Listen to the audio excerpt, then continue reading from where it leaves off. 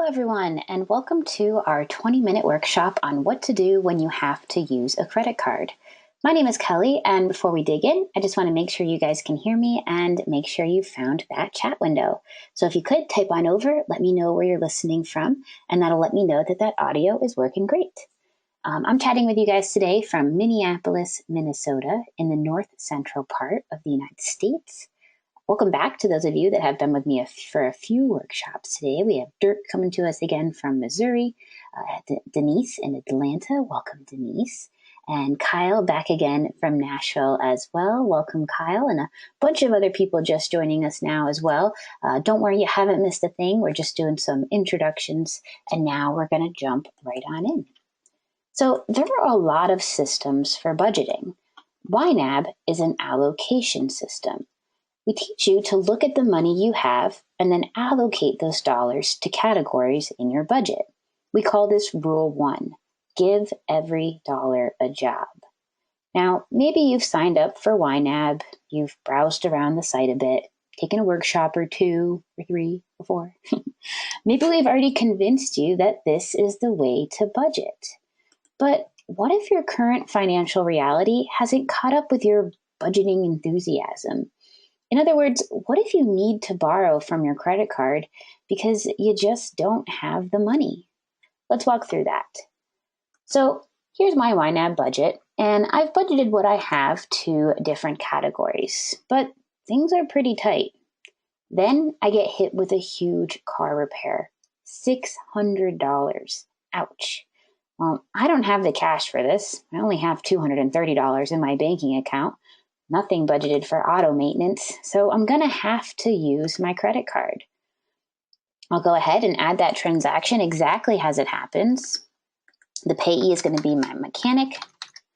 This is going to come from my auto maintenance category, and it was for $600. I can see right away that the balance on my Visa goes up. That's true, right? I can also see right here on the register that I'm overspent on this card.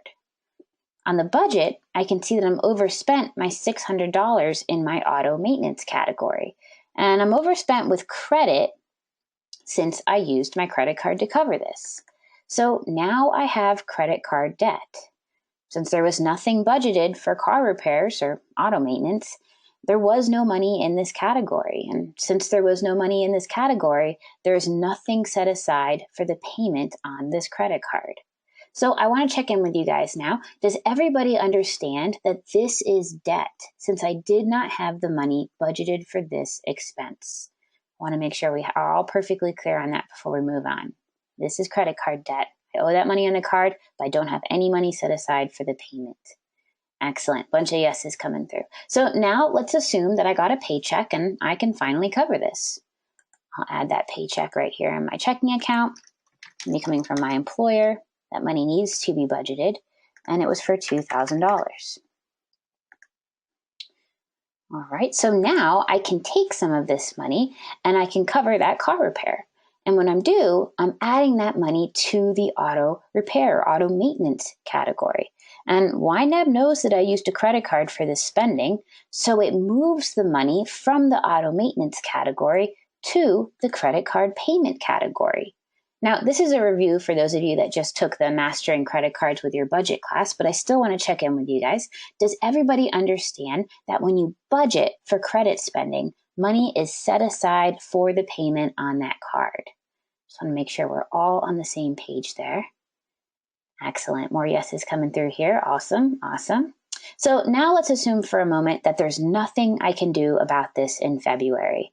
I can't budget to cover it for this month. And in fact, I think it's going to take me a while to pay back that mechanic's debt that I have on my card. So we'll undo that budgeting there. So if I then jump forward from March to April, you can see that the auto maintenance category is zeroed out. Right? I can click on it. I can see last month's spending. I can see the average spent in this category, but I get a clean slate in this category in March. So how do I deal with the debt now? Well, I deal with it in the credit card payments category. So what I'm going to do is I'm going to create a goal to pay back this debt let's see if we can do it in 6 months. We're going to edit this goal here, and we'll see if we can maybe pay for it by September of this year. And YNAB says I need to tuck away $100 each month between now and September to be ready to pay off that debt. And I would put that $100 right here in the budgeted column of the credit card payments category.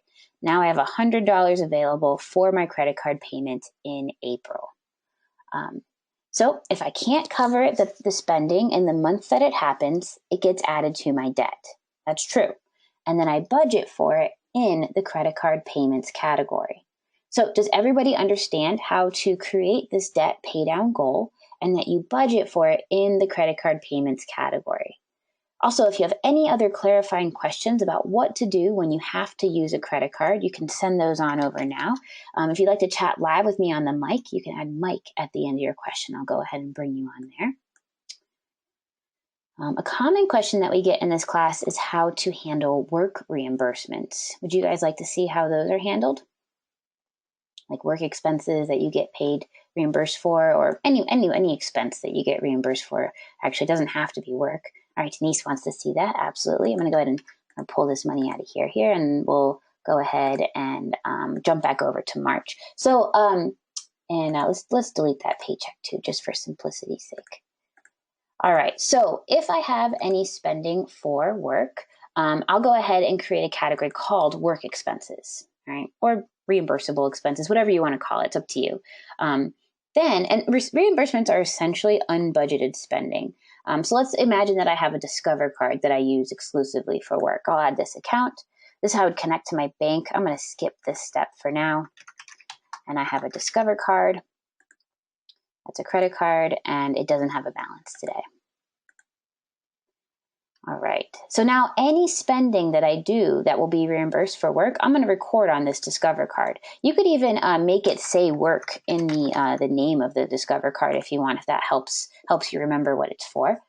So then let's say that I stayed at a hotel today. That's the payee, they get the money, the hotel does. It's going to go under my work expenses category, and we'll say it was $250 when I stayed there. All right, well, you can see the debt I owe on the Discover card increases to $250. I have overspending of $250 on this card since I didn't budget for this purchase. There's that $250 in that category. I'm overspent. And then when I get the check from my boss, I'll go ahead and record that in my checking account. So it's going to be coming from my employer. Category is going to be to be budgeted, and it was for $250 to cover that expense. Now back on the budget, I would take that $250 and I would put it right here in the work expenses category. And now I have $250 available for the payment on that Discover card. Now, if I do the spending in March and I don't receive the money from my employer until April, then I would take that $250 and notice the work expenses category is zeroed out. I would put it right here in the Discover card payment category. So now I have $250 available to pay off that Discover card in April. Right, we're kind of fast forwarding into the future. You would only budget in April if it was April. So that's how I would handle that overspending if I don't get reimbursed in the same month that I do the spending. Now, the absolute safest thing that you can do is budget for purchases before you make them. All right, so if you could budget for that work expense, then when you get reimbursed from your employer, you have that money to budget to a different priority. That's the absolute safest thing that you can do, but we do realize that's not always possible. Here's a question from Jennifer. She says, we saved cash for a May trip and kept it aside from our pay. We've just put the trip on our credit card, so do I simply deposit the cash and pay the card? Yeah, that's exactly right, Jennifer. You can do that. And then you would just deposit that cash, and then you would put the amount that you deposited right there in the payment column. Or if the spending happened this month and you wanted to record it in your vacation category, then you would deposit that cash. So let's say, I don't know, say you add that the payee was cash that you deposited. That money needs to be budgeted, and we'll say that you use $500 is how much you had saved. So now I could put that money in my my vacation category, and then I record that spending on my Visa card as, I don't know, maybe you could just call it vacation. You could call it the airline, whatever it is, whoever you want the pay to be. It could be multiple transactions as well. And that's going to be your vacation category. And then it was for $500. This is just if you want to make sure you're categorizing your transactions. It's totally up to you how you record this, though, Jennifer. And then you can see there's that $500 I spent on vacation. And again, this could be multiple transactions. Okay, and Jennifer says that she does want to categorize everything. So you just record exactly what spending occurred on the Visa card as it happened. Pamela says, why didn't you categorize the payment to work expenses category instead of to be budgeted? That's up to you, Pamela. You could do that if you wished, but I like to have all money coming in goes into to be budgeted, and then you assign those dollars jobs.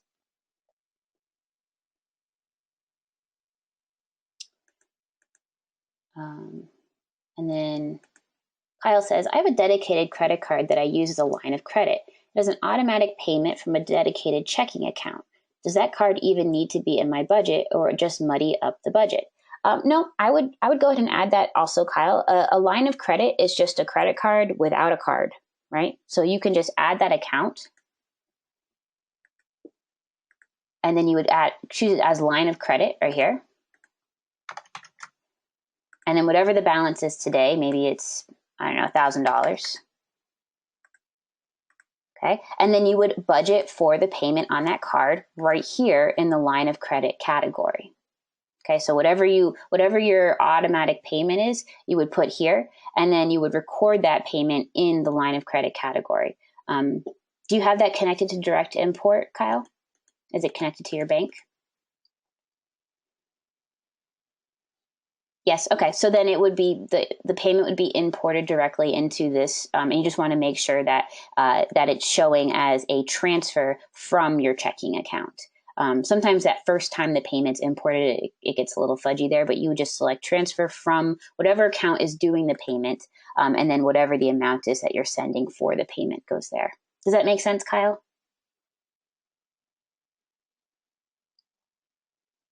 And then if it's the same amount every single month on the same day, like for example, let's say I pay my line of credit on the 29th of the month, I can have this repeat monthly, and we'll say maybe it's $200. Then it will automatically show up in your line of credit account and your checking account since it's a transfer from the two. You don't have to put it in every month. And then you also don't have to worry about duplicates. I'm anticipating that being the next question here. So if you have it set up as an automatic payment, once that transaction has actually cleared your accounts, your checking account and your line of credit, then it will, YNAB will match that with the one that you put in manually. And then, so you don't have to worry about having duplicates. It'll actually ask you to approve that it's a match. And then you would hit yes, and then it would match them together, and you just have one instead of two. So no worries about duplicates. Now, if you guys do have additional questions about specific numbers within your budget, you're always welcome to reach out to our amazing customer support team, help@ynab.com. I'll go ahead and put a link to their email address right there in the chat box. You can always reach out to them via email or right through your budget as well. If you click this little question mark here, you can hit send a message. You can type in any questions you might have. Here's a great article on credit overspending. This covers everything that we just did in today's workshop. I'll go ahead and drop a link to this in your chat box as well, so you guys have access to that. Nice little review. But you can always hit send message right here and reach out to customer support directly. Oh, you are very welcome, Jennifer. I'm glad that was helpful. It's also possible to reach them through your cell phone as well. If you just click on this little settings box, you can hit get help, and you can message them directly from there as well. A lot of different ways to ask for help. All right, guys. So Josh is asking a question about credit card float. So Josh, we can actually cover that now, but he is asking about the next session. The next workshop coming up it's going to be happening at 1:45 the next hour. So we still have about 15 minutes before then. Is called Create a Debt Paydown Plan. If you're feeling a little overwhelmed by your debt, if maybe you're not quite sure how to tackle multiple debts from multiple places, this is the workshop for you. We'll create a concrete plan for how you can approach your debt a little bit at at a time until it's all gone, and create goals to pay off those debts so that eventually you're debt free. That's a great workshop. It's going to be just like this one, 20 minutes long. It's still free, starting at 1/4 the next hour, so just about 15 minutes. But to answer Josh's question about the credit card float, I'm sure some of you might be wondering, what is the credit card float? So let me open up another budget here to kind of demonstrate that a little bit further. So in this budget, I owe $2,500 on my Visa card, and I have $3,500 available in my checking account. Now, if you decide to pay off that Visa card in full, you would budget for it right here in the Visa payment column. And that would leave me with only $1,000 left for all the expenses for this month, or until I get paid again. That leaves me with enough to pay off my rent and barely have a little bit left over for groceries, right? And now I'm stuck relying on my credit card for all my other bills and expenses that I have for the month. This is incredibly stressful because I'm stuck using money that I don't actually have yet. So if you're not able to pay your credit card off in full and budget for this month's expenses, that means that you're in this credit card float. And the way to escape that is to first budget for this month's expenses. All right, so you go through and you budget for your rent and your groceries and your true expenses, any debt payments you have, you put the minimums in there. Then any money you have left over, that's the money that you can use to go towards paying down the debt on your card. In this case, I have $555 left over, and now I have $555 available for the payment on this Visa. It is going to take a little bit of time for me to pay it off. I'm going to be charged interest for a few months, but I'm no longer stuck relying on this card, because that can leave you feeling really, really stressed out and wondering if you have enough to pay it. So this is how you would escape that float. Budget for this month's expenses first. Then any money you have left over goes towards the payment on that card. Is that clear, Josh? Do you understand now a little bit more about that credit card float? I know that's a stressful thing, and it's hard for some people to do that. Like, some people are tried and true, like, I pay off my card every single month, but you're not really paying it off if you're stuck using it again, right? You've already spent the money on things that you haven't made the money that you've already spent, and that can be incredibly stressful. So treat this like any other debt. Imagine that it's what you owe on your car, right? You wouldn't send all of your cash to pay off your card, would you? No, you would make payments, you'd budget for this month's expenses, and any money you have left over that you could chunk away at it, that's great. Maybe some months you send more than others. But slowly but surely you'll escape that float, and eventually you'll only be spending money that you have budgeted, and you'll always be able to pay your card off in full with whatever you have available in this line of the credit card. Excellent, Josh. I'm glad that was a little helpful for you there. I'm glad that helped clarify that a little bit more. And I was there, and it just takes a little bit of time. It's a weird thing to realize that you're a part of if you didn't think you were, but it's not forever. Okay, just work away at it. Stay focused. I'm sure that you guys can do it. And on that note, we are just about out of time here. That next workshop is going to be starting in just about 10 minutes. So go ahead and grab that link if you haven't already. It's going to disappear soon. I do want to thank you all for spending this time with me. I know some of you have been with me for several workshops, and hopefully I'll see you for one more. If this is it for you guys for today, though, I do want to say thank you. Hope you all have a great rest of your day. Take care for now, and happy budgeting.